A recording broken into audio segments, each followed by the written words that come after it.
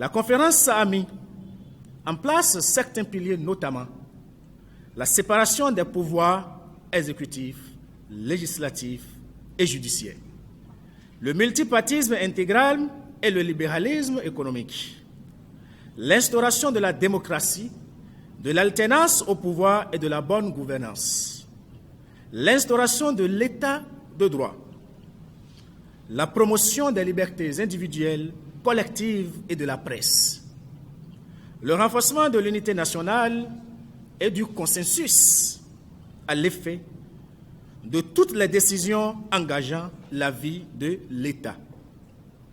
Une constitution et des institutions conséquentes ont été mises en place pour atteindre cet objectif qui a permis à notre pays d'avancer à pas de géant. De 1990 à 1993 pour commencer par céder en 1994. Ainsi, le premier gouvernement du renouveau démocratique dès 1995 n'est pas resté sans lorgner ses acquis. Il en est de même pour le régime qui a suivi. Les choses vont s'amplifier à la fin du premier gouvernement du changement.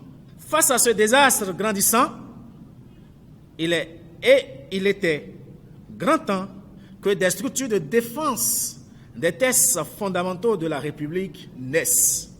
C'est pourquoi un groupe de citoyens soucieux du développement harmonieux de notre pays, dans un sursaut patriotique, s'est concerté pour créer un cadre de protection des dispositifs de la Conférence nationale des forces vives de la nation.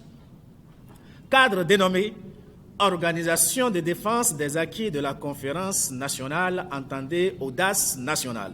L'Audace nationale a ainsi pour but de défendre les acquis de la Conférence nationale des forces vives de la nation, sauvegarder les libertés publiques, privées et la diversité des cultures, susciter et encourager chaque fois que le besoin se fait sentir un dialogue national pour la préservation de la paix sociale et de la cohésion nationale.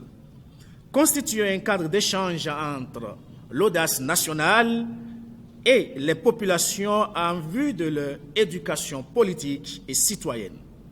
Jouer un rôle de vigilance et de réflexion sur tout comportement contraire aux acquis de la Conférence nationale des forces vives de la nation.